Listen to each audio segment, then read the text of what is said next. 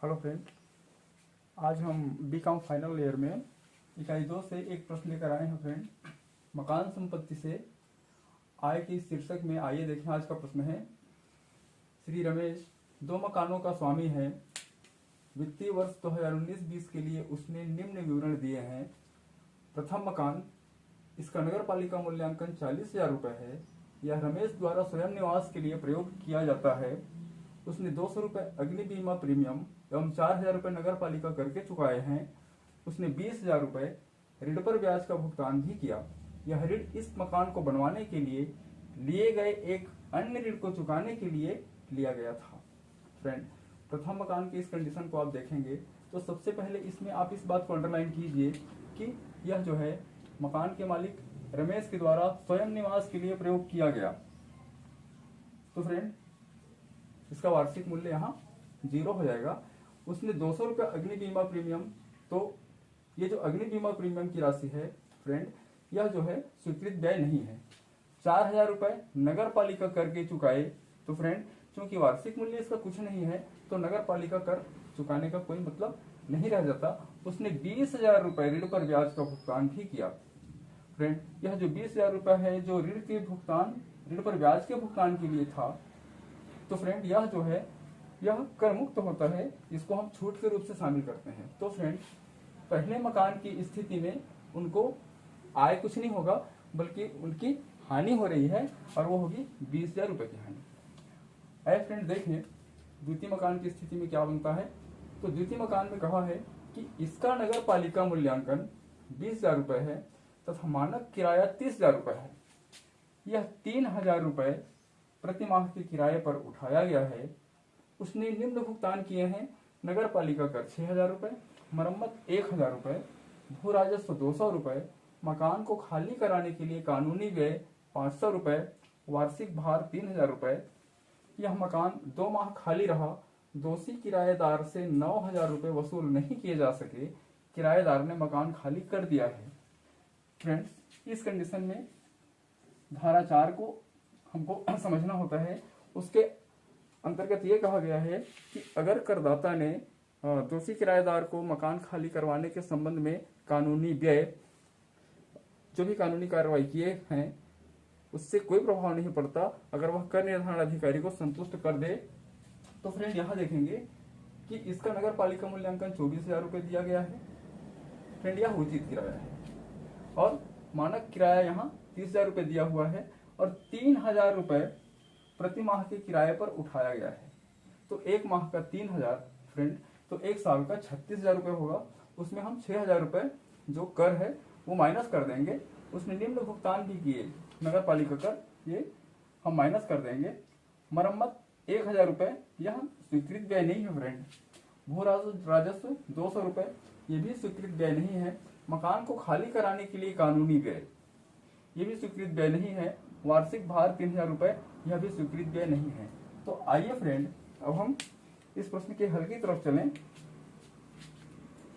ये होगा साल मकान संपत्ति से कर योग्य आय की गणना।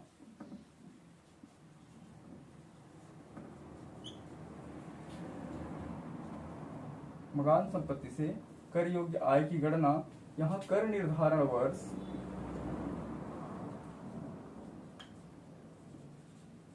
2020-21 ये होगा फ्रेंड, इस तरह से। तो यहाँ देखेंगे प्रथम मकान के लिए हम यहाँ लिख सकते हैं फ्रेंड कि प्रथम मकान के लिए वार्षिक मूल्य 0 होगा।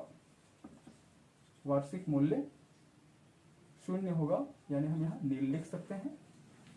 अब यहाँ हम प्रथम मकान के अंदर देखते हैं फ्रेंड, तो 20,000 रुपये ऋण पर ब्याज का भुगतान भी किया। तो ऋण पर भुगतान, ऋण पर ब्याज ये होगा फ्रेंड 20,000 रुपये। वार्षिक मूल्य चूंकि 0 है तो यहाँ 20,000 रुपये जो अमाउंट होगा यह हमको यहाँ छूट के रूप से मिलता है। तो फ्रेंड ये ऋण 20,000 रुपए हुआ। कहने का मतलब प्रथम मकान की स्थिति में हमको 20,000 रुपए की हानि हुई। तो फ्रेंड किसी भी मकान में अगर 20 कोई भी हानि होती है तो उसको हम दूसरे इकाई के मकानों से जो लाभ है उससे उसकी क्षतिपूर्ति कर सकते हैं फ्रेंड। तो आइए देखते हैं कि दूसरे मकान की स्थिति क्या बनती है। तो दूसरे मकान में हम देखेंगे, तो दूसरे मकान में यहां हम देखेंगे फ्रेंड कि उसका उचित किराया कितना है और उसका वास्तविक किराया कितना प्राप्त हुआ है। तो फ्रेंड इसके लिए हम देखेंगे द्वितीय मकान में, इसके लिए एक छोटा कार्यविधि करना होगा।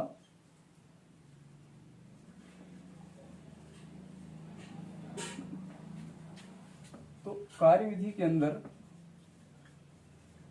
यहां देखिए कि उचित किराया कितना हुआ। तो फ्रेंड उचित किराया आपके प्रश्न में दिया हुआ है, इसका नगर पालिका मूल्यांकन 24,000 रुपए है और इसका वास्तविक किराया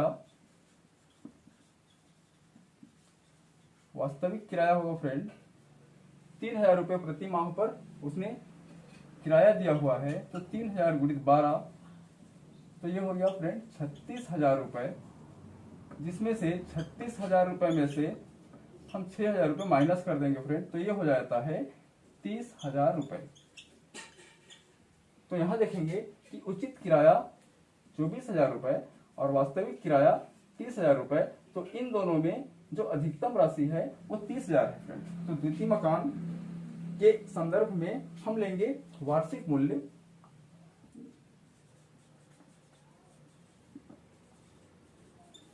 तो वो होगा फ्रेंड 30,000 रुपए। अब ये 30,000 रुपए हो गया फ्रेंड। तो यहां हम देखेंगे अब इसमें नगर पालिका का जो कर है, नगर पालिका कर इस प्रश्न के अंदर में कहा है 6,000 रुपए। तो नगर पालिका कर 6,000 रुपए यहाँ छूट के लिए स्वीकृत होगी। और प्रश्न में यहाँ इस बात को भी ध्यान देंगे कि दोषी किराएदार से 9,000 रुपए वसूल नहीं किए जा सके। तो फ्रेंड ये होगा अप्राप्त किराया 9,000 रुपए। तो 6,000 और 9,000 रुपए, ये जो 15,000 रुपए है फ्रेंड, इस 15,000 रुपए की राशि को हम यहाँ छूट के रूप से स्वीकृत करते हुए कम करके बाकी का जो 15,000 रुपए अमाउंट है फ्रेंड वो हम यहाँ शामिल करेंगे। तो 15,000 रुपए यहाँ हम शामिल किए। अब इसके बाद हम देखेंगे तो पाते हैं कि धारा 24 के अंदर में आपको यहाँ वैधानिक कटौती यानी कि वार्षिक मूल्य का आपको 30% यहाँ छूट के रूप से होता है फ्रेंड। तो यहाँ देखेंगे मानक कटौती 30%, मानक कटौती वार्षिक मूल्य का 30%, ये आपका होगा फ्रेंड 4,500 रुपए। तो 4,500 रुपए यहाँ माइनस करते हुए आपका होगा फ्रेंड यहाँ 10,500 रुपए। और ये जो होता है द्वितीय मकान में आपको कर योग्य आय की राशि ये होती है फ्रेंड। अब यहाँ हम थोड़ा सा हल को और आगे लेकर आएंगे। तो यहाँ हम देख पाते हैं कि कर योग्य मकान संपत्ति से आय, फ्रेंड कर योग्य मकान संपत्ति से आय की जब हम गणना करेंगे तो यहां देखेंगे फ्रेंड कि क्या होगा। तो प्रथम मकान पर हमको हुई है हानि यानी कि ऋण 20,000 रुपए और द्वितीय मकान पर हमको हुआ है लाभ 10,500 रुपए फ्रेंड।